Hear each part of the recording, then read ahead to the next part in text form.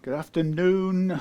It's a wintry-ish sort of day here in Devon, and we've got Andy's Pelham Blue Epiphone ES339 on the bench. A beautiful creature that is too. I'll give you a close-up in a second. I'm just going to check one small detail. Nines, wasn't it? Nines. Come on, where's the nines? Nines. Come on. So 942. Yep. Okay. Nines. There we go. Right. So here we have a sort of, I think it's still called Pelham Blue. It's Pelham Blue ES339 Epiphone. With a modern headstock, so inspired by Gibson. Now, this one's really interesting because in the pictures we had a discussion about whether this was chrome or nickel, and I ordered a nickel bridge in anyway, and unfortunately for the first time in a long time postage has defeated me, or this was anyway short notice, but unfortunately Northwest Guitars have normally been quicker than that, but it won't be here till tomorrow, which is no good because this one is on the clock. Andy will be back later on to pick up. And what's interesting is when I looked at it at home, I could have sworn it was chrome, and it's only a little bit different. Now, the nickel on the previous one I did was very different from the chrome, and I had to struggle to see the difference. I mean, you can see it, but when you look at it on its own, that would have looked to me like, for all the world, like chrome. Anyway, I had that anyway, that one over there. I'm waiting for the nickel one because I assumed that being inspired by Gibson version, it would be a bit of a blemish up here. I don't know what that is. Maybe it's from hanging on could well be from hanging on a peg. Anyway, yes, being inspired by Gibson, it's pretty certain that it would be nickel. So hence ordered one in. But unfortunately, timing has let me down somewhat. So this is in for a reloved setup. We're going to replace the nut with a custom Tusk adjustable. Now why? Well, it's a little bit longer lasting and a little bit improvement on the quality of the NuBone. There's I haven't done exhaustive tests on this, and I can't proclaim a de facto answer to this. My rationale for swapping this over is that these NuBone nuts are about, to retail, they're about half the price to retail, but in what's the other word? Wholesale, trade price, they're about a quarter of the price of any a similar Tusk nut, and a fraction of less than a quarter of the price of this one. So anyway, you can get these much cheaper, and they're made by the same company. So there must be a difference between them, and all the research that I've ever done suggests that the NuBone is a little bit softer and wears a little easier. Now, whether that makes it worth having or not having, it's certainly an improvement by miles on the plastic that Tusk Epiphone used to fit, and so this is a great step up in the world. However, when people bring guitars to me, I prefer to fit something that I've tried and tested and I know how well it works. And in this case, it's the adjustable Tusk nut with printed 3D base that I have had made for me by Gerard. Now, so when people say, and they have done on videos, they say things like, "That's a perfectly good nut on their Epiphone," and they think I'm criticizing it. Well, I'm not. What I'm doing is I'm improving it very slightly for my customer's benefit, and actually for the amount of difference in money, it's not a massive amount of difference, and it also allows to change in the playing action, whereas this current nut here has the first fret action is currently set pretty low, and if we lower it any further, lower the overall action any further, then you get a commensurate lowering of the first fret action, which of course is logical because it's all part of the same geometry, if you like. But The great thing about the adjustable one is if you do change the action, you can make a tiny adjustment to suit your tastes with the nut as well, to compensate or to thingy-rate. Anyway, so the good thing about the Epiphone setup is that these are made so that they come off very with a very light tap, and that's one of the other reasons why I like them a lot, is that they don't put up a massive fight. Now I'm on the clock, so I've done a couple of bits of preparation in advance. That's right, thank you very much. This is a nice material, nothing wrong with it, but we're just improving, that's all.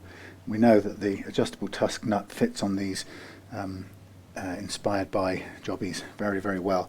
I may need to do a tiny little bit of thinning down here because I don't want it to be solid.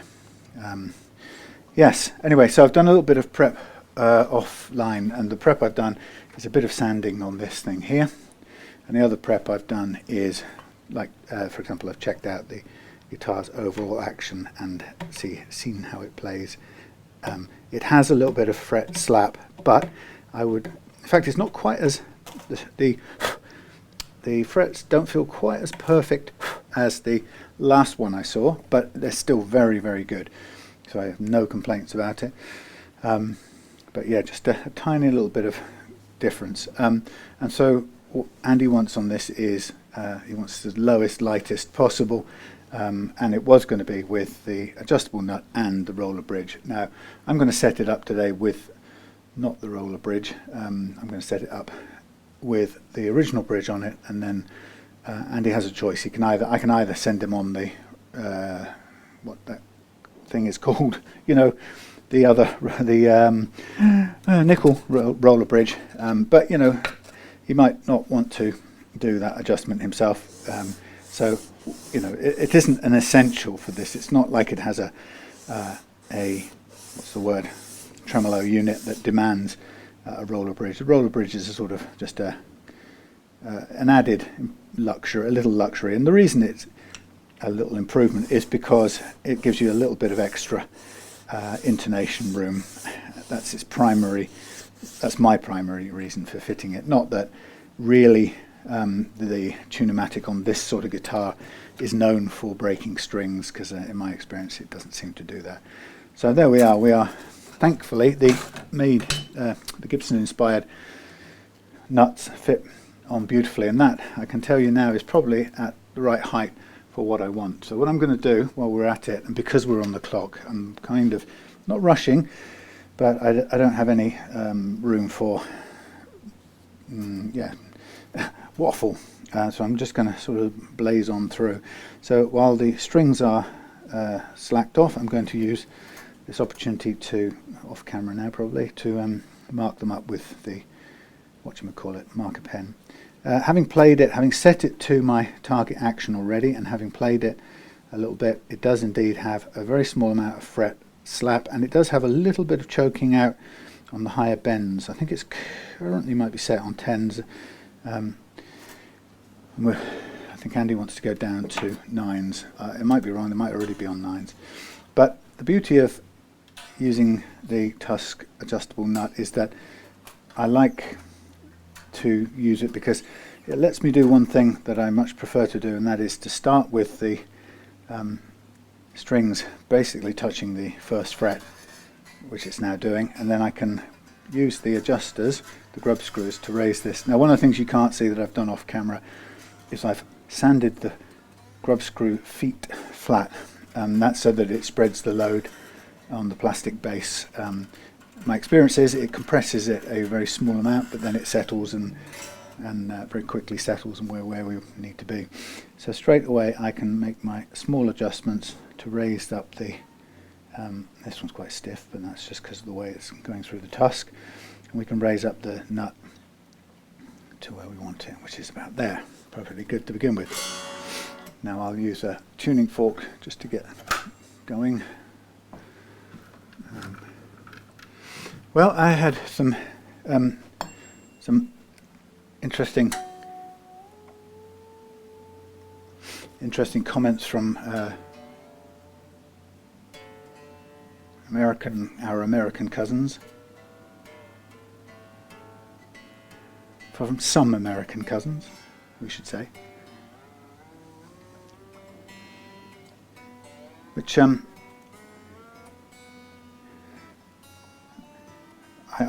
discussed probably. I will say inadvisedly, and I'm kind of ashamed to say that because I don't want to be in a world where it's forbidden to talk about things, or that we chicken out because somebody might not agree with us. Yeah, it's a pretty sad world, but you could say inadvisedly, because the reality of the world is that people aren't tolerant of different opinions. I just made some observations on recent events in America, which I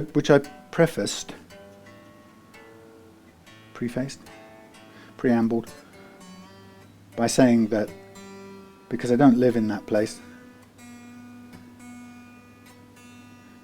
in which I don't live in a place where guns are an everyday threat. I count myself very lucky that I don't have to think about it, and so deciding or having judgment on how others should or shouldn't be able to defend themselves in a climate or culture that I don't live in isn't really very useful. I've got a right to do it. I reserve the right to have a comment or an opinion, but it's not terribly useful to do since I don't have that experience myself. But so I prefaced anything I said exactly by that, and actually my only real comments were that I could see both sides of the arguments around that particular incident, and that overall I just felt it was quite a shame that a culture would allow this chain of events to happen, or that the culture permits that chain of, or whatever, permits isn't even the right word, but that it's possible for that chain of events to happen in that particular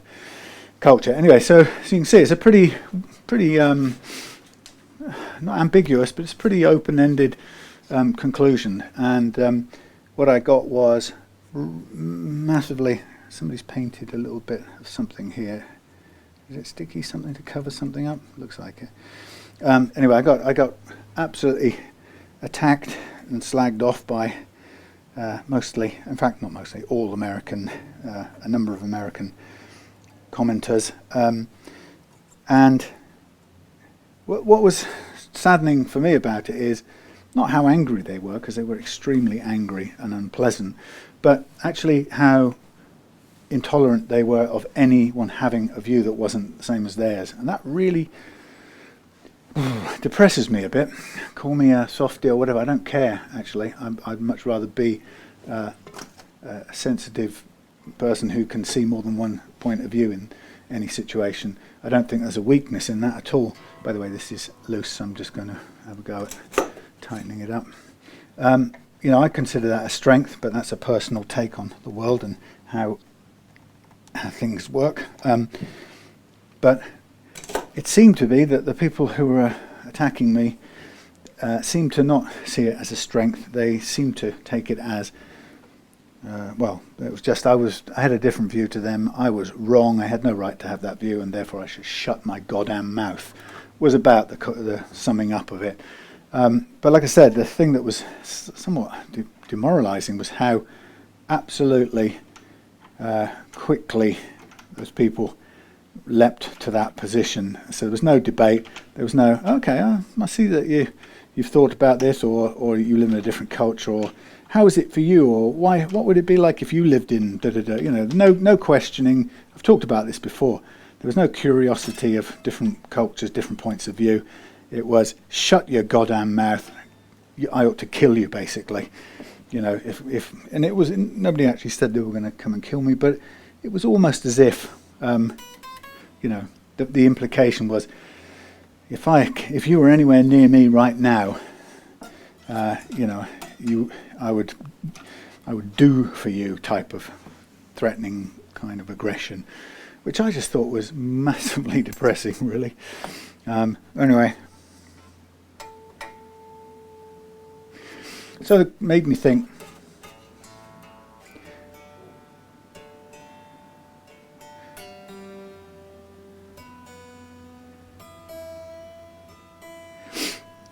I think one of the comments I made in the the comments I was making, probably one of the strongest things I said, or the standout things I said, was how it didn't matter what the issue at hand was. What I thought the greatest danger was the way that the media and our culture at the moment doesn't seem to tolerate nuances. You either have to be for or against, and if you're, there's no middle ground middle ground of respecting nuances or divergent opinions, or the complex opinions that aren't summed up in simple one-liners like lock him up or strangle him or kill him, or Boris Johnson in this country started using those as well as anyone else did. Anyway, so the point being is the responses I got sort of absolutely proved the point that I was making, the bigger point that I was making, that the real sadness is that there's no nuance and there's no tolerance of divergent views and diversity. And I don't mean diversity in the sense that it's often talked about now. I just mean differences of views and opinions, and the understanding that there are subtleties, and not everything or nothing actually is just black and white, and that if you reduce everything to just black and white, you're making well, actually, as I talked about in the first case, all you do is you other people so that you can stop treating them with respect and humanity. And I have to say, that's kind of half of what I saw going on in the event that I was commenting on. But anyway, so that got me roundly attacked. I have to say, frankly, I don't really give a toot whether those people were subscribers or not. That intolerance and that oversimplification, I've said it before and I'll say it again, it frightens me. That lack of nuance and intelligence to understand that there is nuance in life, and there are divergent people who hold divergent opinions are just people who hold divergent opinions. They're not de facto enemies or subhuman or not worthy of respect and respect for their life and property, for God's sakes. Anyway, that's the bit that bothers me most of all, and of course the fact that it's linked absolutely to the event that I was talking about. Anyway, it made me think. As I say, I was more than happy to shut off those people with their rude, aggressive comments. But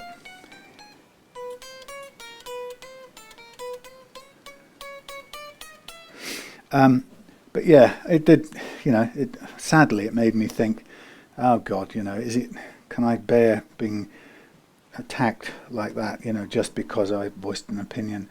And I can, the saddest thing of all is when all of us start self-censoring and not discussing things because we've learned that there's too much anger in other people about this, and anger that other people will never examine and take responsibility for. It's always, your fault that they're angry, which is a incredibly juvenile approach. And I've said this before in videos, I'm talking about negativity on YouTube and Facebook and places like that, or in the world generally. This idea that if they're angry, it's my fault, and therefore it legitimizes them threatening me or abusing me in YouTube comments or wherever they want to do it. And I did actually say to somebody, I think I might have just deleted it in the end along with the comments, but there's one point I think I said that, people's inability, your inability, or the speed at which you have become enraged just because I have a different opinion is truly frightening. And I would be frightened to be near you with that, given that characteristic, that quality, that temperament. That genuinely frightens me. It's a dangerous environment to be in when people are so enraged that they seek out an issue to immediately legitimize and exercise that rage. And God help us all if, when, those same people holding that unexamined rage are also holding a deadly weapon. And of course that takes me right full circle to what I was talking about in the first place. So it kind of, I'm afraid, if you're one of those angry people who assumed that, what does someone say? You British just stab people so you can go to hell, or something like that. Well, that's not something I do, but I imagine if I suggested that I'd quite happily have no guns and no knives for people to stab each other with, or, obviously you can't get rid of knives because we use them, but, make knife murder as bad as any other kind of murder. But I'd want to retain knives not as a defensive weapon or an offensive weapon. I'd like to retain knives so I can cut my food up.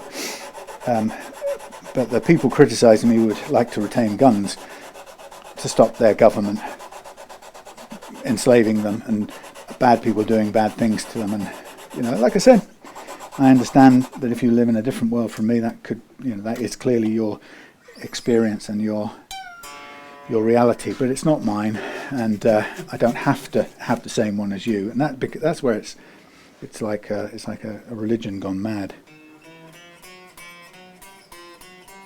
Where people start to tell you what you can and can't do because of what they believe.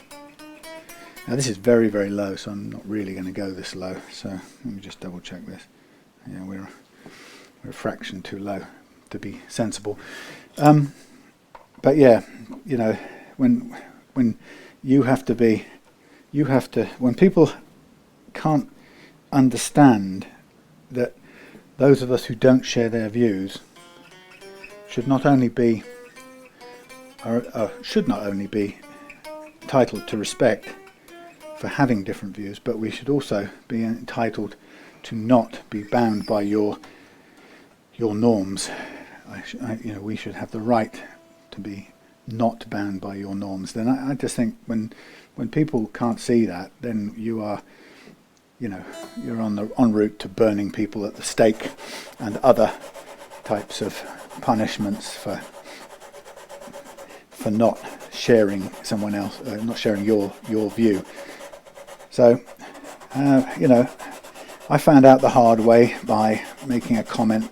Truth is, there's no need to make the comments, but there never is a need to make the comments. It's just sharing points of view, filling the time while I'm working on guitars.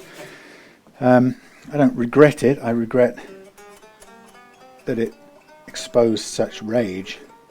I don't regret that. I'm slightly frightened by how much rage it exposed just for having a different view. But that will always frighten me. I never make any bones about it. And as I said, the less nuanced or less critical thinking people are able to do, or societies demonstrate, or groups in societies demonstrate, the more afraid of them I will be. And I don't mind admitting it. I don't mind declaring it. It's the absolute truth. Anyway, so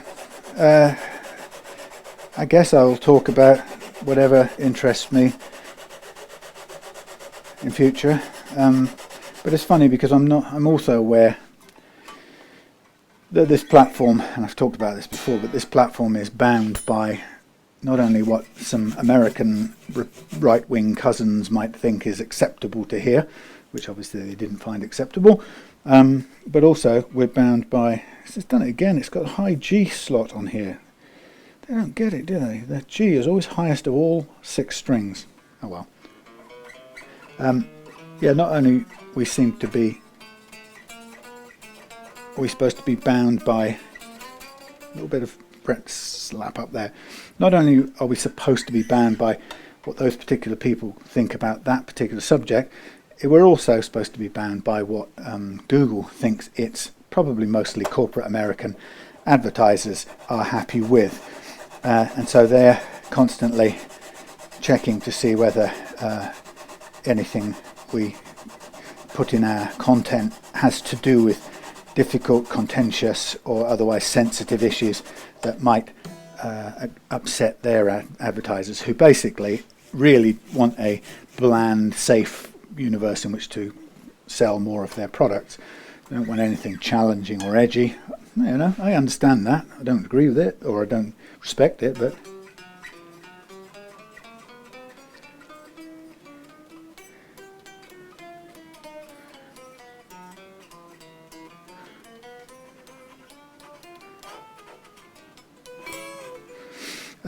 so we've got you know those right-wing individuals who think I'm shouldn't be able to express an opinion, and then we've got Google itself doing another version of that, deciding that I shouldn't be able to express an opinion because I'm obviously threatening their advertising revenue by talking about edgy things, and so on and so on. So it becomes a pretty much meaningless environment, or you know, a magnolia-coloured environment where you can't talk about anything, because we are rapidly building an absolutely a kind of blasphemy by the back door. And when I mean blasphemy, I don't just mean religion. I mean anything that which cannot be talked about. We're creating an environment where nobody's encouraged to be able to discuss complex issues because they're hidden away now in the YouTube environment a lot. Because everything's, because outrage, like the people who commented, all that outrage is aimed to shut down opposing views or even different views. Then we are growing generations of kids who haven't got a clue how to handle multiple aspects or facets of complex views. They only know how to think in the absolute blanket binary positions that they've been sold.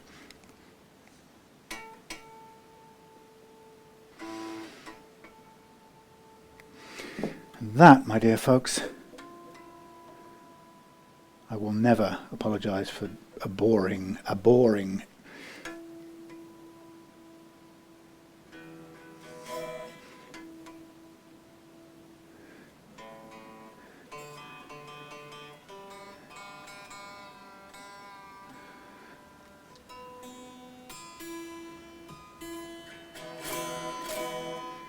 if there's one thing I've seen, I observed and was concerned about when I was a lecturer. Some people say, well, did you used to teach? I used to lecture. And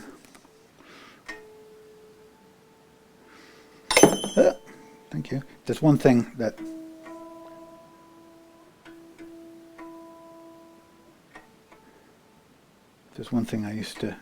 that scared me.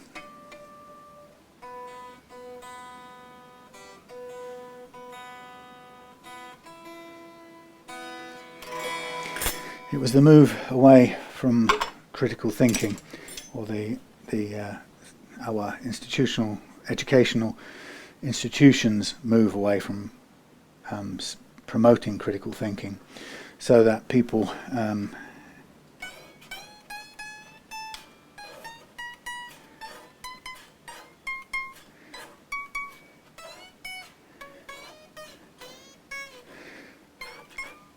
so that kids, the youth, the youngsters, 18, 19-year-olds, the less they were expected to engage in critical thinking, the less capable they were in it, and very quickly I was in teaching cohorts of students who just wouldn't do it actually, and they were supported not to do it, and they were supported in their reluctance to do it by universities that seem to be competing against each other for the funding that the students brought with them, rather than what it used to be. Whether it was good or bad, it used to be that there were a small number of places, or a smaller number of places, that students competed kind of with themselves and each other to be a part of.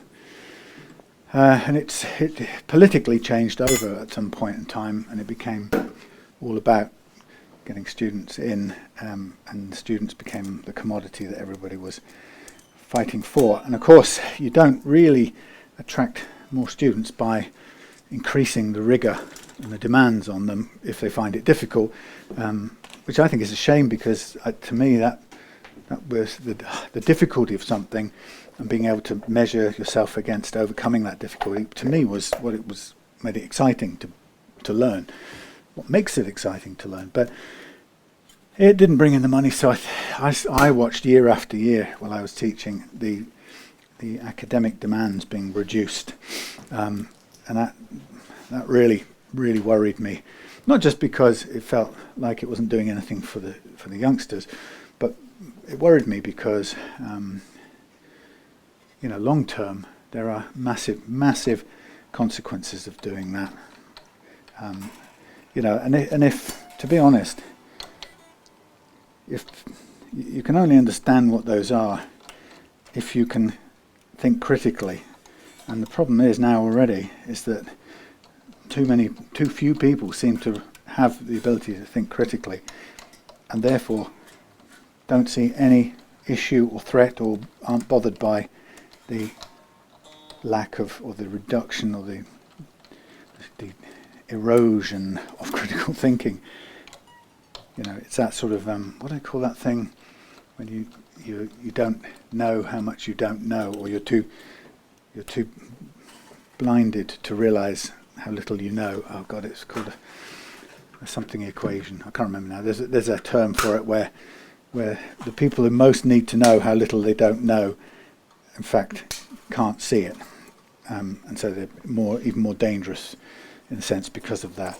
They overestimate their own abilities. I've forgotten the word. I can forget the word because I'm old enough now, right? But they're no longer smart enough to recognise how they're biased and how little they know, and that, to me, is one of the bedrocks of critical thinking, is your ability to recognise your own bias, which is why the scientific method has always been about a willingness to be proven wrong by experimental results, and that all working hypotheses are just that, working hypotheses. They're the best you've got until experiment and test and scientific endeavour proves otherwise, finds a better hypothesis, or basically a better hypothesis. So that demands, that is in a way the essence of critical thinking, the core of critical thinking, knowing that you only know as much as you know until proven otherwise. And in fact, critical thinking is about knowing that being right is actually the least valuable thing of all. You really don't want to be right. I mean, actually, what's true is the ego does want to be right a lot of the time. And that's what we know pretty well. But in reality, learning does not benefit from us being right.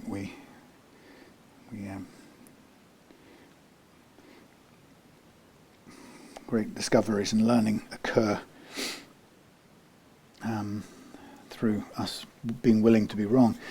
And that is absolutely absent in the worst of the religious dogmas I've seen, the worst of not just religious, the worst of any belief system, where people are you can tell somebody straight away. You can tell when they are obsessed with being right, and I know this because I've been guilty of it a big chunk of my life, just like anyone else. I've always said this. You can check yourself in any moment. Are you interested more in being right than you are in learning? And if the answer is honestly yes, well, first of all, you have to have a critical awareness. You have to be aware and critically. You have to have the ability to think critically to even ask that question. And the really frightening thing that I see is that by the time you've lost it's too late, and I can't make somebody who's lost that self-examination, I can't give them back the critical thinking required to ask those questions of themselves. But while you retain the ability to think critically, then you will understand what I'm saying, and that is that ability to recognize that the ego, the unhealthy part of the ego, wants to be right more than it wants to learn. And if you lose the ability to recognize that, you've lost critical thinking ability. And unfortunately, that is exactly what is displayed on the responses to my previous video comments. The obsession of being right is overwhelming. It's just, and that's what frightens me. When I encounter people who I can tell immediately are obsessed with being right and will not countenance any other point of view, mainly because, by the way, any other point of view is a doorway to possibly realizing you might not be right.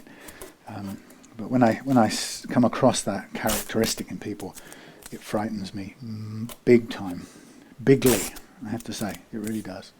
I will not make apologies for it. And I have to say, I wouldn't hang out with people who are driven that way, because it frightens me. There's a lack of awareness that I find dangerous and threatening. But there we are.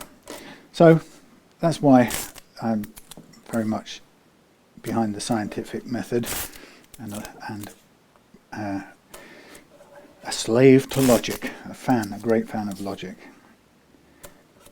And I'm also able to check my ego when the need to be right slips back in and overrides all other considerations, including learning, including bonding with other human beings, having a human connection, with shared humanity. When you can see in people how quickly or you can see it very, very clearly when that's lost. You spot that people's desire to be right is suddenly overwhelming and doesn't permit them to respect other people's, or not even to respect. It doesn't allow them to even see the shared humanity that they have with other people, which again is really, really frightening. Because, as I said before, when you lose connection or touch with that common humanity, then we're in trouble, and that's where we are. We're in trouble because when we don't have any shared humanity, there's no constraints or nothing restraining us from treating people extremely badly. Let's cut some new bits of tape. Anyway, so all of that obviously came out of my previous conversation. And I watched a program on the TV last night about somebody who went and rather courageously, I suppose, went to the US and tracked down some people who were followers of the whatever it's called, QAnon thing. And this guy, I couldn't believe, his kahunas or whatever they call them, asking these people difficult, kind of critical questions about their allegiances and their beliefs. And what you found, and anybody will say, oh, well, it's down to editing and whatever, and bias. But what it seemed to show, if you take just the words that people use as the guide, it seemed to show, it seemed to demonstrate people who followed that or were were followers of that particular QAnon, whatever it was, seem to share in common a refusal to entertain nuance, the idea of the value of multiple viewpoints. Definitely no hint of that. Certainty was all that mattered. And I'm not just criticising the US for that. We have a trend in British politics like that, or the British people seem to crave certainty no matter what. They sort of, I think even in those who vote and support Boris Johnson, they as long as they think he's taking stand on something or pushing something forward, they really can forgive him anything, as long as they think they can identify what it is that he stands for. It's weird. Anyway, so yeah, this person, but of course they because it's nuanced, it was easy for the people this interviewer, this filmmaker, was talking to compartmentalize him, and possibly, he might have been his own worst enemy, and that, even in the language he used, he clearly sort of described them as wrong, or their beliefs being wrong. So there was a degree of unilateral, whatever, monocular vision, in his stance, and of course that really doesn't help. If that's what we're suffering from, it's almost like it kind of doesn't matter anymore what inverted commas side you're on. What matters is if you lose the ability to see diversity or hear diverse opinions and see nuance in complex situations, and that's what's gone. So I don't really think I liked the program that he did, because I just think it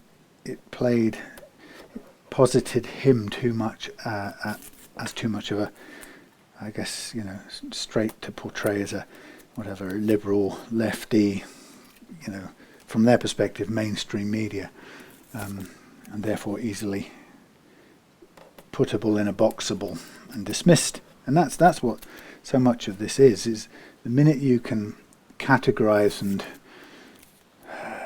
polarize an issue into simplistics, then it allows you to put things in a box. And once things are in a box, is you can take away the oxygen, or you can drop them over the waterfall, or whatever you want to do to them, because you don't see them anymore. It's like those old gangster movies where they put people in the trunks of cars. And I never quite understood that, other than actually probably a way for them to kill people without having to see it, which is quite oddly weak and human, inverted commas, for these tough guys, because you could shoot through the trunk and not see the messy results of your actions. Anyway, that's just my crackpot theory, hypothesis.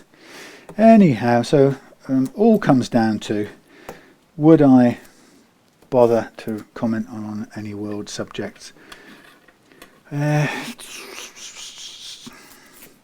Well, yes, in so far as I think I will continue to comment on what I think is really critical, and that is the lack of critical thinking that we have in the world. But actually, it's very difficult to do that without probably pissing somebody off who takes offence at that point of view. So, difficult one to really figure out. But, or, to have opinions on what matters to me. Peace in the world, respect, and love and respect between human beings. That's what matters to me. And I suppose it's possible to champion that without referring to any current affairs that might push people's buttons. But it's sort of difficult because if the sort of conversation about these things is forever abstract, then it's forever abstract, and it's just a sort of theoretical game. Now I'm just going to put something over here because these things come with their, what do you call that stuff? It's pretty much new, so it's got plastic covering the pickups, and if I cover them over like this, then I'm going to pull the plastic off, and it's Andy's plastic to remove, I guess. But also but I do want to protect the end of the fretboard, if you get what I'm doing.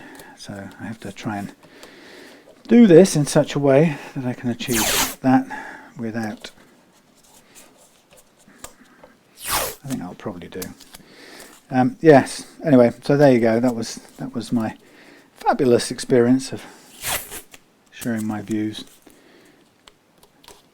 And I think it's also, I find it quite disturbing that when my own view is essentially one of respecting everybody, as you know, for our common humanity, first and foremost, and being willing to treat people I don't agree with basic human respect, for that view to be met with rage and hostility, it kind of makes me feel a bit hopeless in some ways, I have to say. So I guess that's what happened for me in response to those attacks.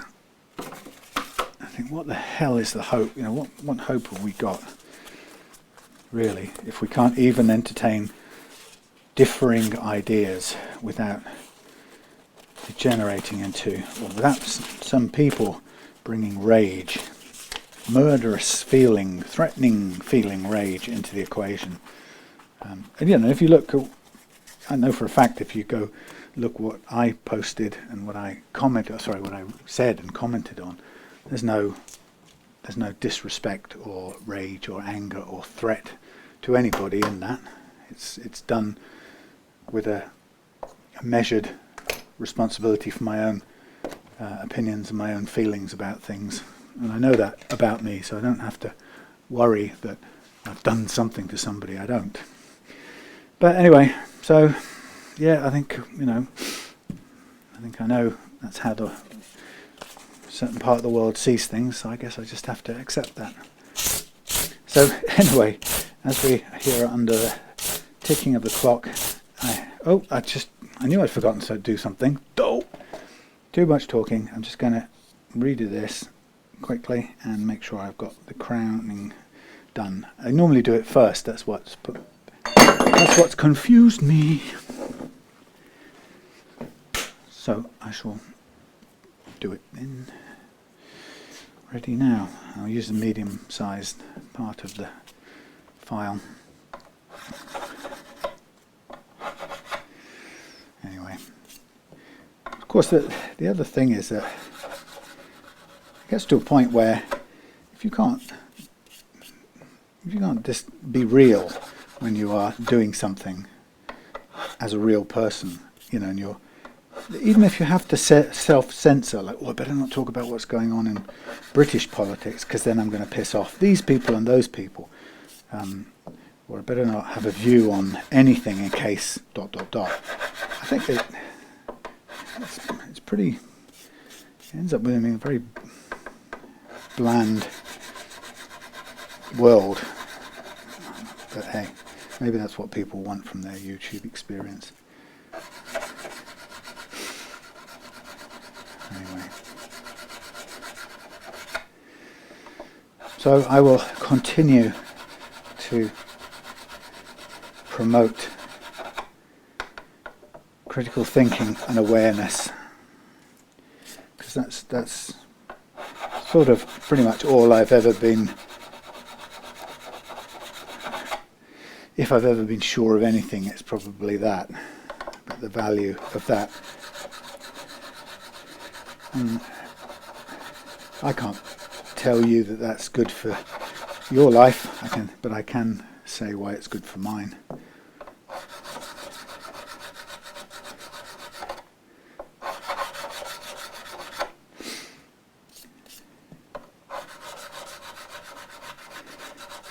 It's funny because when you get attacked by somebody and they bring rage to the equation, on one hand, the easiest thing to do is to meet it with the energy that it's brought, that comes with it. So, and of course, it's what we're going to be facing any minute now with Ukraine and Russia and so on. And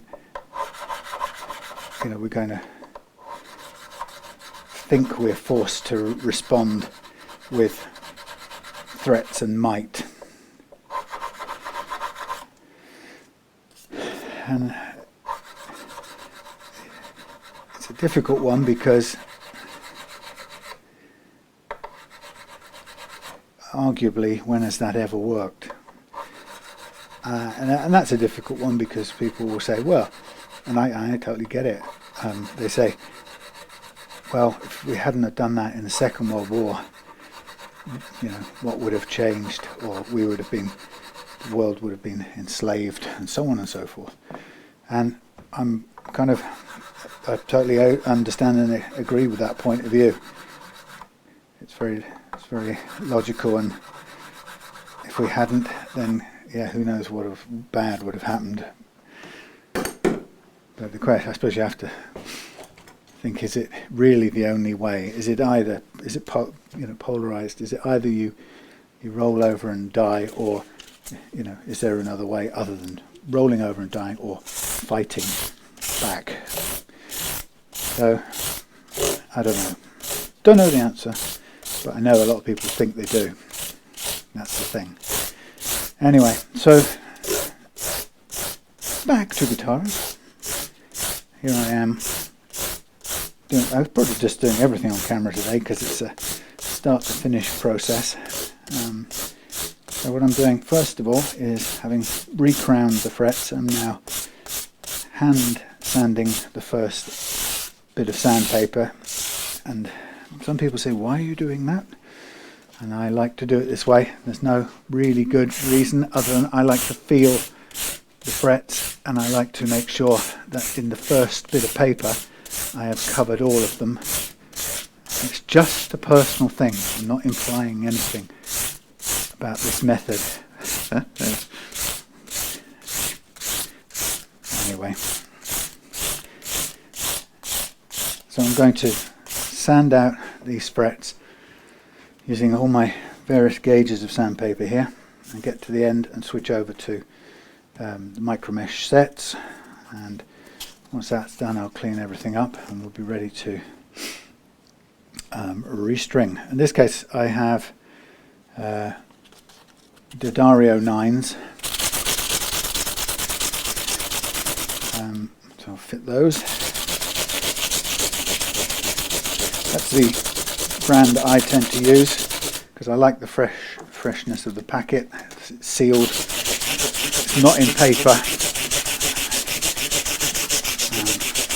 Anyway, and I haven't had any problems with them. So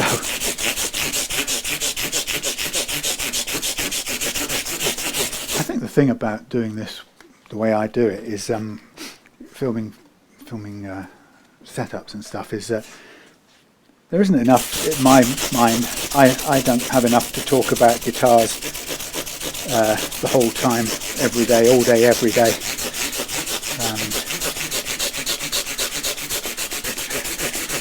Which is why if we were standing here together in this workshop, I wouldn't be talking about guitars the whole time. Well, we probably wouldn't. We'd be talking about family stuff, politics, world news, history, love history, adore history, archaeology,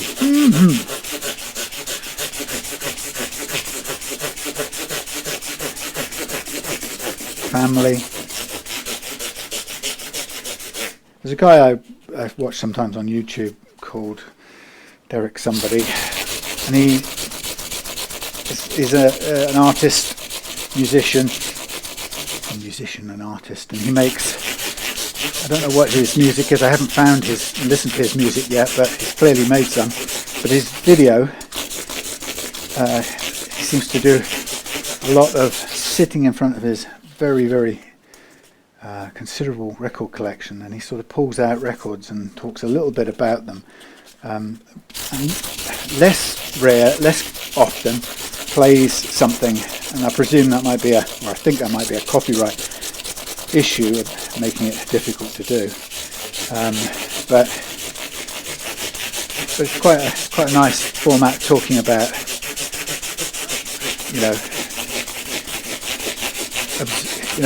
I suppose there's an endless supply of stuff to talk about.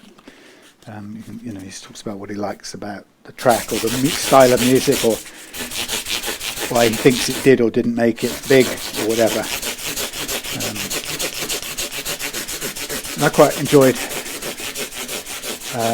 enjoyed watching it the other day, because when he talked about something, I was able to just stop and go and find it on Spotify, and some really obscure things that I would never have come across.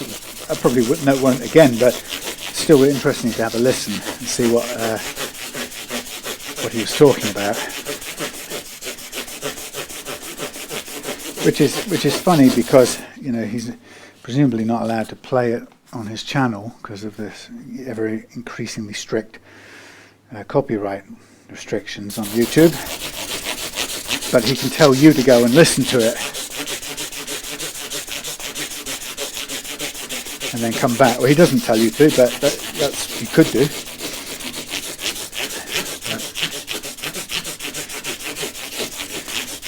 I remember once doing some creative writing type writing, and I like writing, but I was always a bit of a loss of how to structure it. So I decided to pick records from my past and only write so long as the record was running. So obviously that was constrained an LP to about whatever it used to be, 40 minutes max, something like that. Which isn't a lot of writing, but it's a nice small format.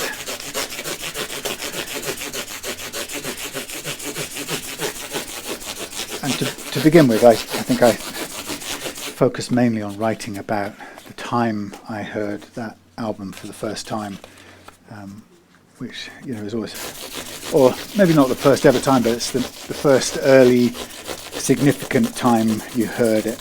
That was quite a nice reminiscence.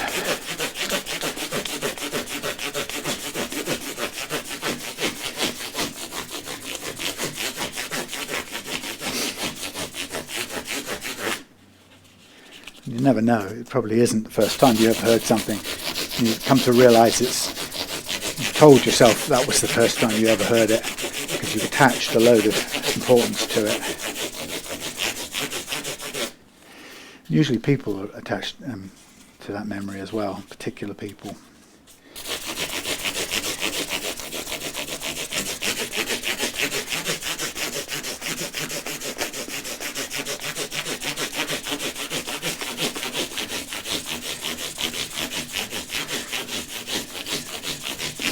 Or the other way around is, or a similar thing. It's just to say what the album means to you and where it takes you to, which could be anywhere. It doesn't have to be based in memoir or reminiscences. It could be a sort of an imaginative place it takes you to.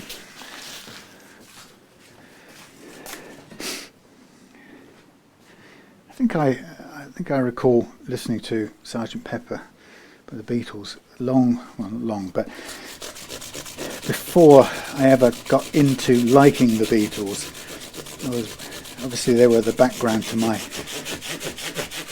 toddler years. I was born in the year that about the year they started making it big, 1963. And obviously it was a soundtrack to me being a baby in a pram pushed out the front of the house, like in the good old-fashioned British way of doing things. But when I started listening to Sgt. Pepper, it was probably because it happened to be there, and I think I was about 14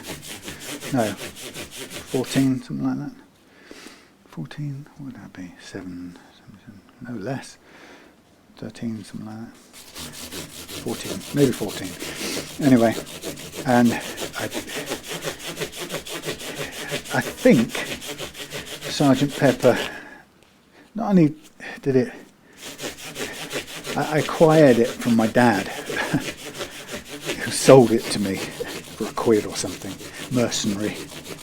I never let him forget that in later years. But as my record, I got to play it endlessly, and I discovered that little run-off bit of coded gibberish, sort of at the end of the track, as the stylus goes towards the bit where it pulls up, and I thought it was like a secret message, and I could tell you exactly the rhythm of it and what it said. So the whole of the thing for me as a kid of that age, I wasn't a follower of any other kind of music. I had no real interest in pop, as on the telly. I wasn't part of any genre. I think the only thing, I have to shamefacedly admit, the only thing I think I ever remember being involved in anything to do with music was just following the things that kids followed in the early 70s, which was Gary Glitter type stuff, and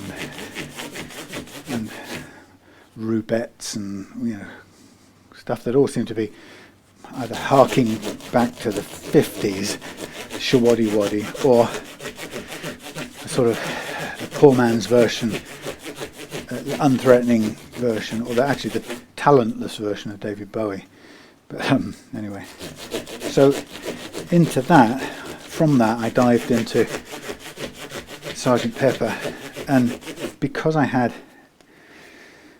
it and I didn't have anything much else to listen to at the time, I think I must have listened to it endlessly until I knew the songs back to front, and around about that time I think I started playing guitar, or I got a guitar, and no amp, just the guitar. And I remember I started, somehow I found a book of Sergeant Pepper chords. I guess I must have been in a bookshop and spotted it and thought, oh, this might be a good idea, since I like this, or I've got this album and I like the songs. And what was brilliant about it was that it wasn't a sort of dumbed down, I don't even remember who published it or anything, but it had the chord boxes, but they were complicated chords. They were whatever the Beatles actually played, those chords were there. Nothing was simplified, and I really liked that because it made me scratch my head.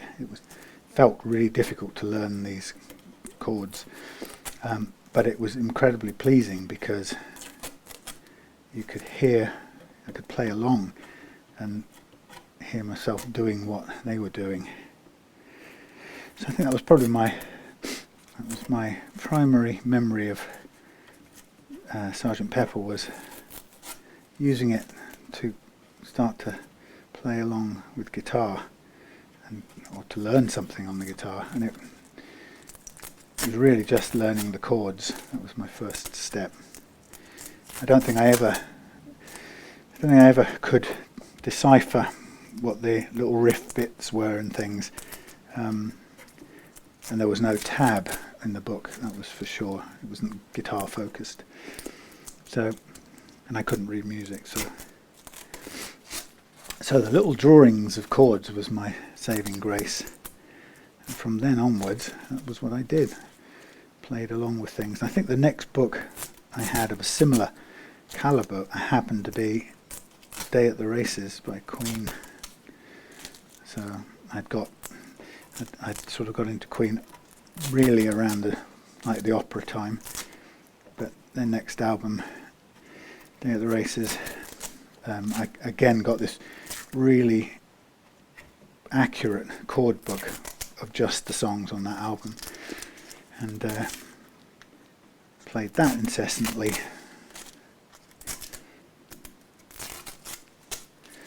So that was probably my first, my initial playing experiences, which are sort of kind of not surprising really, because my tastes have, that was my foundation of the things I liked. And for me, Brian May has remained as my favourite melody maker when it comes to melodic guitar playing. I adored the violin tone that he made, especially with multi-tracking. But just as a player, his sort of slightly operatic, classical melodies and arrangements, absolutely loved them. And the fact that the guitar, he played it in a sort of cello-esque way, and it gave it a cello tone, was absolutely fantastic. And I kind of knew that the complex harmonies were multi-parts, but I didn't really know much about his kit or how he did it. I just know that given the chance, he would play and make the vibrato sound like somebody was playing a sort of a lament of some sort on a violin. It was a lovely, beautiful sound. And of course, a lot of it was multi-tracked, with all his different pickup settings, is in and out of phases and so on. Now I'm going to clean up what I think is the rubber sticking onto here from the hangers. Yes, so I think I learned the Sgt. Pepper stuff, and I don't know if that started me on my kind of Beatles fandom. I do remember at school,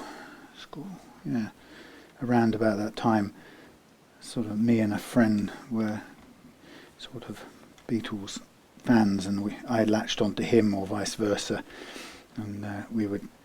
He always seemed to me more of a Beatles fan than me. I don't know why or how, but it just seemed like it. I seemed to be the follower on. He always knew songs that I didn't know, but he didn't play the guitar, so we didn't kind of get into that angle of it. He loved the Beatles and the style, and he was forever dressing like John if he could. And I remember that, I think now he would have been quite easily could have turned into a Gallagher. If he'd been around in this day and age, he might have been a sort of an early member of Oasis. He was that sort of, he's into the style of it that much. But I think my basic attachment to melody, I think, came from, along with other, a lot of the 60s tunes that I got exposed to, although it weren't a particular deliberate, I didn't seek them out, but I guess I was brought up listening to things like Cliff Richard and the Shadows, and all of that croony 60s sort of stuff. And I remember even then what struck me about that kind of music was that the vocal was always right at the front. You'd really hear it, and the instrumentation was back of the in the back, and it was all about being able to hear this vocal, but also with such great big expanses of space in a lot of those 60s crooner type songs. It got filled in later on with the sort of blues rock stuff, and this, the beat, 60s Mersey beat and all that. But the croonery late 50s, early 60s stuff had this sort of focus on this creamy vocal and a lot of space in them. I really like that aspect of it. So, as you can see, without too much further ado, I haven't even checked the clock, I am pressing on and oiling the board. We'll be ready to put the strings on.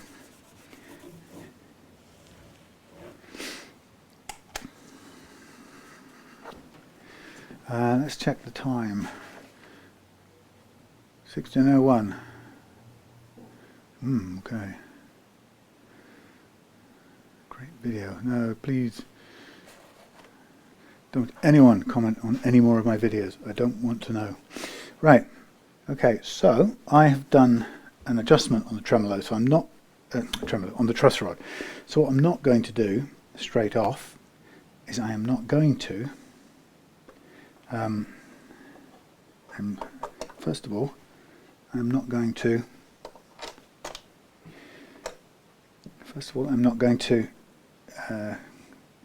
decide if it's right until I've got the strings on.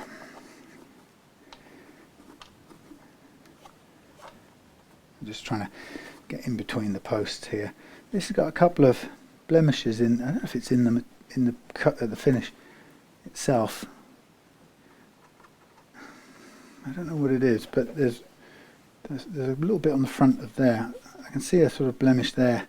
I'm going to try and one there and one there and one there. Let's see if we can find out whether that's permanent or removable. Yes. So anyway, that was my kind of musical induction, and I think just as I was getting into the Beatles in a sort of big way, and with my schoolmate becoming a bit of a fanboy, maybe this has got this thin layer of gunge over it from previous use.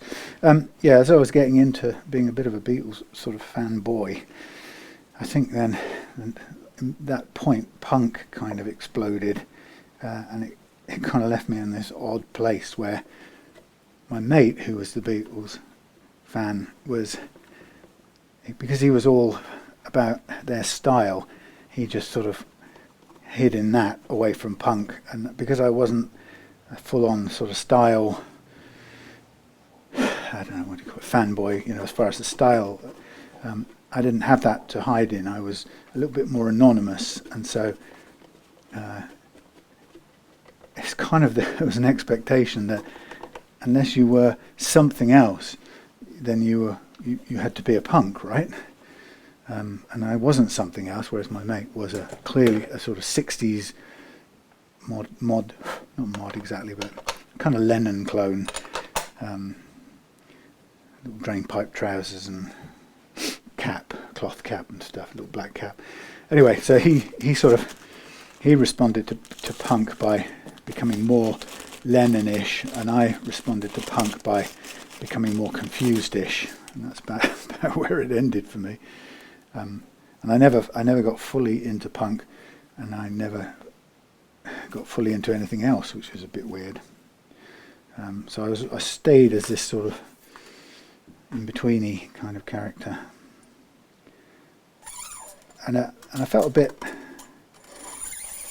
at a loss because there's an awful lot of pressure to fit into cliques and looks and styles and stuff when you're a kid, and if you don't, I guess you have a better time of it in the long run because you like lots of different things, but you're not pigeonholed. But at the time, it did feel uncomfortable because I didn't belong to any one clique, and of course, as a sort of kid at that age, you do have a longing to fit in. So at that sort of age, I was a Queen listening, Beatles loving, skateboarding. I got more into ska when that came out, but never raw punk never did it for me. I mean, there are a couple of bands I came to like because of friends who liked them, and the kind of thing that you can't avoid hearing. If your mate likes it, he'll play it all the time. But mostly, I was this mishmash of likes, and then I think I got into Pink Floyd at some point around about the time of The Wall. I think I'd heard of them before a bit, but I got into them around. Oh, okay, stringing. Just a quick note on stringing. I like to push the strings all the way to the end, grab them at the first fret, pull them back a fret, and wind on from there. And then I take the held string over the loose one first time round, and then as it comes round again, push up the loose one and push the held one underneath. And that, for that amount of loose string, that gives me a sort of locking effect, which seems to work pretty well. And I do, because of the adjustable nut, I tend to do the middle two first, the G and the D first. And that means by doing that I can pin down the nut.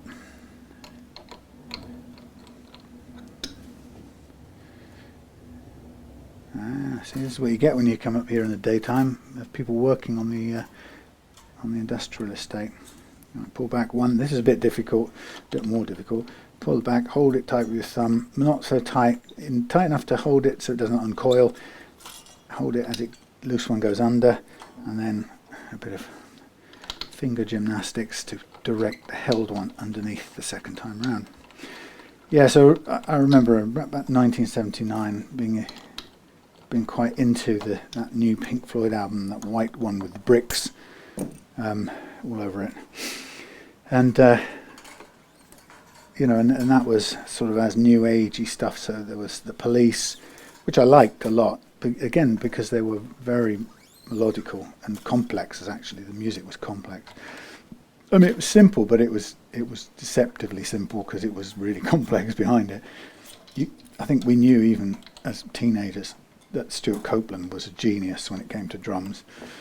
And Sting was just, you know, an ultra cool songwriter. You know, anyone who could make those chorus hooks the way he could, with the old "we are your" stuff going on, a bit like the sort of Bob Marley reference.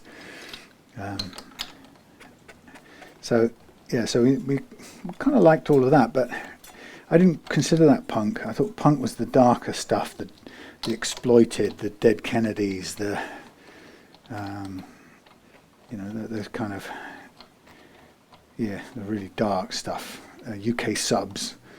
I had a mate, and the only reason I know all of those because I had a mate who was absolutely into them. We used to try and play together sometimes. Him on the drums, and he was the drummer, and me on the guitar. And of course, we were thoroughly and totally unmatched because of our different tastes in music.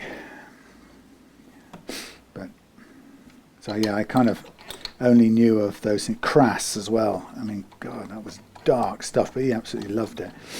We used to sit in his room, and he'd have, without fail, have the John Peel sessions running on a little stereo ghetto blastery thing on his top of his wardrobe, tall wardrobe in his bedroom. But I have to say, since that, I at one point, a few years ago, somebody linked me up to an archive of all the John Peel sessions, and I have to admit it was fantastic to hear a lot of that back. But it, you know, I'd be lying if I said I liked most of it at the time, because I like it now because it has a feel of that era and so on and so forth. But at the time, I was not a great fan of it. It was too dark and depressing for me. Same as the kind of late 70s, a lot of the late 70s punk into reggae kind of movement. I mean, I really loved Caribbean music because I liked Trinidadian soca, and I liked the sort of easy listening, tuneful reggae like Bob Marley and a few others. But the kind of British reggae explosion of the late 70s was really cold. It didn't have any of the warmth of the islander music, and I understand that it was a British reggae experience, which was very different and came from very different people who hadn't had Bob Marley's cutesy island upbringing. They'd been born and brought up in Birmingham and places like that. So it didn't have the Caribbean warmth to it. But for that reason, I wasn't too into it. although what I did like about even that reggae then was how much space there was.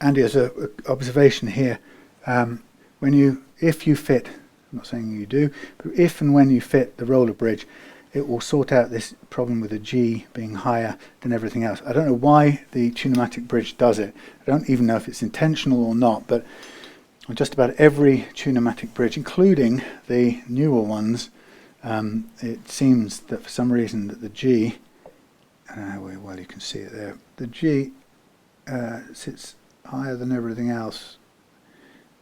Anyway, I can see it and it drives me nuts. There we are, fitted, lovely, cleaned up. Now what really I'm into looking at now is checking the relief of the neck, since I've made an adjustment to flatten it a little bit earlier on. So the first thing I'm going to do is just double check it, because we've got very light strings on, so we've got a tiny bit of relief, I'd say about 1/10 of a mil, which means we're probably going to have what feels like a lower action as well at the end that we might need to make those tiny adjustments to, because it's not pulling as much curvature in the neck because it's a lighter gauge. So 1.5 across to 1.2 is where I tend to go, and it is lower now because we flattened it. So I'm going to raise this up. Now if Andy's going to take the bridge with him, all you have to do is dial it back to 1.5 when you've put this on, and 1.2, and that's exactly where it is right now on the, which is going to be sharp. That's the sort of ideal action, or the lowest action it will go on this.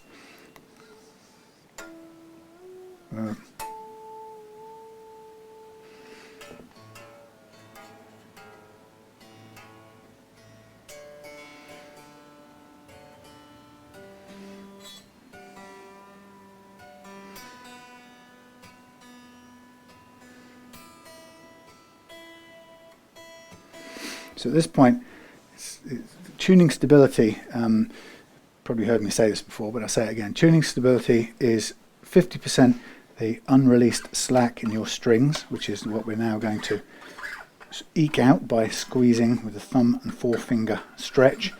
50% slack left in your strings, which, by the way, won't disappear unless you do this physical stretching. And the other 50% is the friction, stickiness of your nut slots.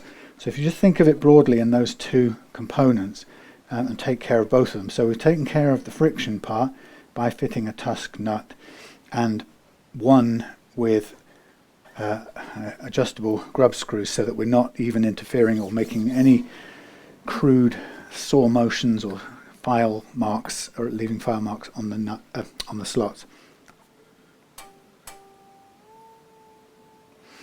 So doing our best,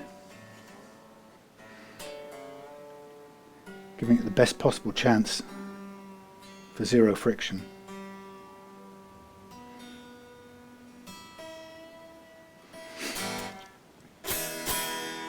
So we do it again. Stretch, stretch, stretch, stretch. And we do it basically until there's no more detuning, because that will be both sides of the equation. I know that the nut part of the equation is done. Adjustable Tusk is as good as it's going to get, and that's from trial and error. There'll be no tuning instability after that, and then the next part of it is getting the slack out of your strings. And they, I often stop a little short of totally wringing it all out, because there is always a risk of breaking a string, whether you like it or not. And if I break a string, it really means For me, it means a new pack of strings. Wrong one. So it's a good few quid. So I take it easy.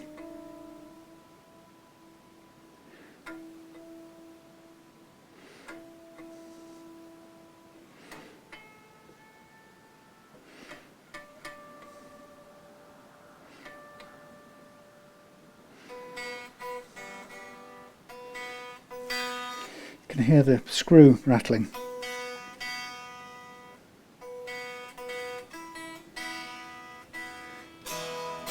That's another reason why I would recommend getting a shot of this and putting a roller bridge on to get rid of this screw rattle. That really is annoying. But let's assume you're going to do that, and I won't worry too much. Otherwise, if you are keeping this this particular Tune-o-matic on, I would say put a small blob of wood glue, or probably wood glue, just over the back where it joins the providing your intonation's correct, then put a little blob of wood glue on the back there to stop it rattling, to try and reduce the rattle.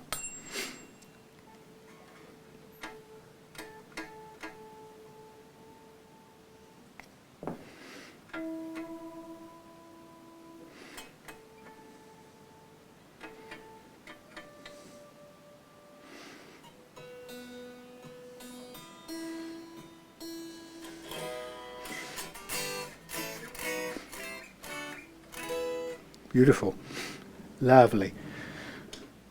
Right, just going to, I think I'm happy with the relief on that, so I'm going to put this cover back on. Now the thing about relief to remember is, and this is where I really do encourage everybody to get comfortable making adjustments with to your neck relief.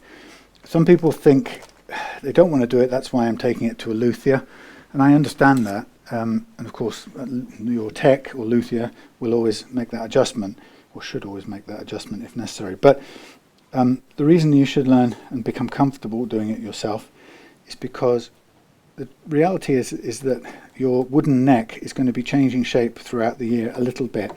And if you have a very high action, those changes probably will barely affect anything. You would hardly notice, or you won't get any choking out or whatever. However, if you're playing with a low action, and in the case of this guitar, and the frets have been leveled to that low action, then it's also susceptible to a change in the shape of the neck as a result of weather changes. It's susceptible to reintroducing a bit of buzz because we're already at its lowest. Now that can obviously be fixed immediately by just raising the bridge a little bit, but I just it's really good for all owners to be comfortable making adjustments, and you can't break it. That's the thing. But there's so much misinformation or fear mongering that goes on around these things, where people try to dissuade you. You don't do anything except take it to your luthier. Well, I get it that people who are guitar techs, we want you to come to us and buy our services, but you need to be confident to make the adjustments yourself, because it'll happen all year round, and the last thing you want to have to do is to be trotting down to your luthier every time the wind changes and the neck makes a tiny adjustment. So I totally recommend that you get comfortable making adjustments. And when people say, how much relief do you need in the neck, my answer is always more than none. And the simple way of checking it, and you can do it without this, but take a capo, put it on the first fret, holding down the low E string against the first fret, hold down the last fret. Some people say hold it there. I tend to hold it down the last fret, and then check by touching down a bit halfway along. Now, if there's no gap at all, you'll struggle to play notes down here cleanly, especially at a low action. So the answer is, how much do you need? You need a tiny gap, a small amount, better than none. If there's no gap, you've either got too little, or worse, if it's backbowed, which you can't necessarily tell by the fact that it'll look like there's none. But if it's worse than that and it's actually backbowed, notes down here won't play. If it's just flat and there's no gap at all, you'll struggle to play without buzz at a low action. So what you want, the rule is a little bit more than none. And it all depends on how hard you hit your strings. The harder you hit them, the thinner they are, the shorter the scale of the guitar, the less tension, the more they'll spin. Right, if you hit them really hard all the time, you'll hear a little bit of noise as the strings sometimes hit the frets. But you have to kind of work that out for your playing style.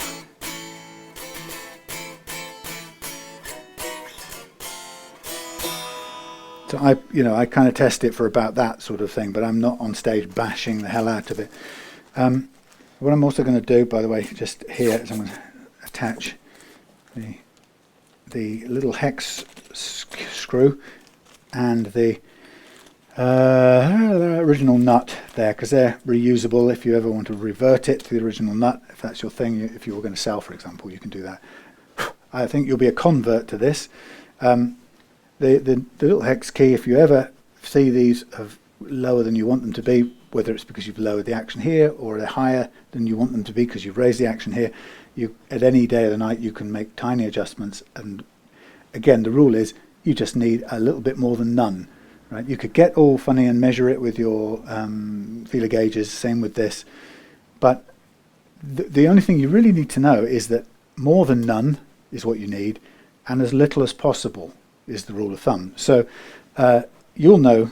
So let's say you slack the truss rod off by going counterclockwise enough to allow a little bit of relief, a little gap, so you know there's a tiny bit of curvature in the neck. If you play that and you're still getting buzzing when you're playing it hard, then you might want to put a tiny bit more in, so you go a little bit further in the counterclockwise direction to get a little bit more curvature. Can't do any harm if it then goes too far and you've got what you feels like too big a gap, and it will feel like the action's gone up around the middle of the neck. Then you just clockwise it again to flatten the neck a little bit more, and you go back to where it was comfortable. If you go too far and suddenly you've taken away any relief, because you can keep on checking it, suddenly you've got no gap at all, then you've gone too far, counterclockwise to back it off and let the strings pull a little bit more curvature into the neck. And you would have to swing on it like a chimpanzee to break anything. And about the only thing you can really break is to shear the adjuster off, and that's like shearing a weld or something. I mean, that's like brute force, and you'd be literally, your truss rod adjuster, your hex key will be bent into a kind of C shape before that breaks. I've tried it just to prove the point in the past. But anyway, so here we are, it's done. We unfortunately didn't change the bridge because it's not in. 1624, so ready to head back. I've tightened up the strap button that was loose. That one's good. Everything else is good. No other minor fault or issues. Nut is seated in there. It's a fraction, because of the structure of this nut, it's a fraction in on this end, if anything, and you sometimes have to make a decision where you want the thing to sit, and I'm kind of more comfortable that there's a little bit of open chord room there on the pulling down bit. So that's why, if you ever sometimes see why it's not 100% equal at this end. Sometimes it's not equal at this end because the neck is incorrectly aligned or the bridge is in the wrong place. But if you deliberately set it slightly unequally here, it's because it's quite marginal anyway. And I prefer, because when you're playing chords you're pulling downwards with these fingers, but when you're here you want as much room as you possibly can. So I've kind of opted for a fraction of a millimetre more on the downward side, and that tends to be the sort of judgment call I will make when positioning a nut. But it's about function more than anything else. This, because it's a two-part thing, and it's not as what's the word, solid and coherent-looking, fixed thing. But I trade this off for the functionality of this every day. That's my preference in here. Oh look, I'm glad I just realised that there's this to take care of. Yeah, so there you go. That's it done in a fairly, not hurried way, but a straight, steaming right through it. I haven't adjusted or tweaked that's the last thing I'll do actually. I haven't tweaked that thing, intonation, and kind of partly because I'm expecting Andy will change the thing over. And actually what I've noticed on the plus side, when it comes to, let me just check that's not loose as well, because that's often a problem.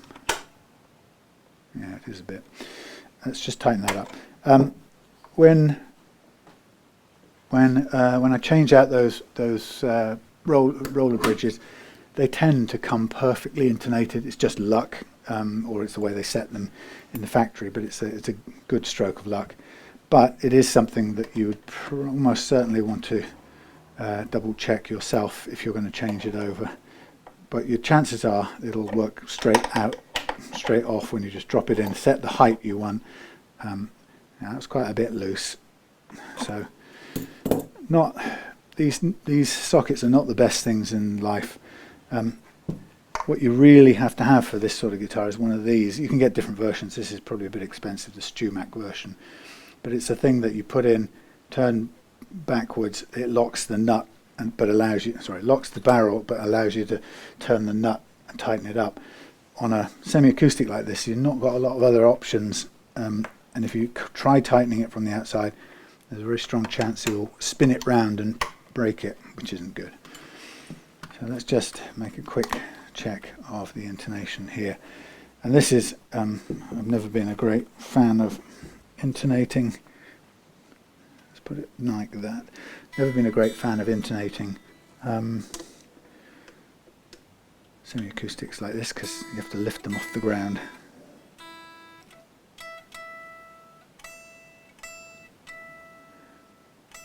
That's short. Yep, that's not good.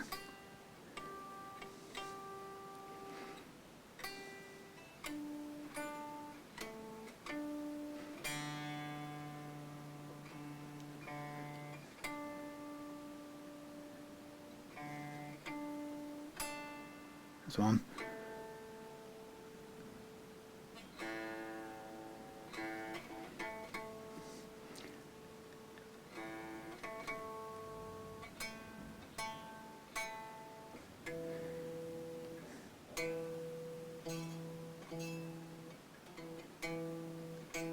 All right, so I'm looking at short. Yeah, I can see that the pattern's wrong. Oh well, that's interesting. Push it that way. It's nice that when what you see confirms what you just heard, mostly anyway. So here we have this one came up as sharp, meaning it's too far forward. That one was just about right, so that's where it should be, and these are also where they should be. So the first two are out. So I'm going to set them where they ought to be by visual, and then we'll just double check them. So they both need to go back, and this is where I hate everything about the Tune-o-matic bridge. I'm going to push it back, and I'll push this back a little tiny bit as well, because I think that should be back a bit further. Now I'm doing this based on the knowledge of the patterns, where things should be sat. And somebody said a while, not long back, shouldn't the saddles just end up where they go if they're intonated correctly? And there's you could sort of say, well, yes, but the truth is, they always, for a good, well-made, regular set of strings, they'll end up in the same two groups of three.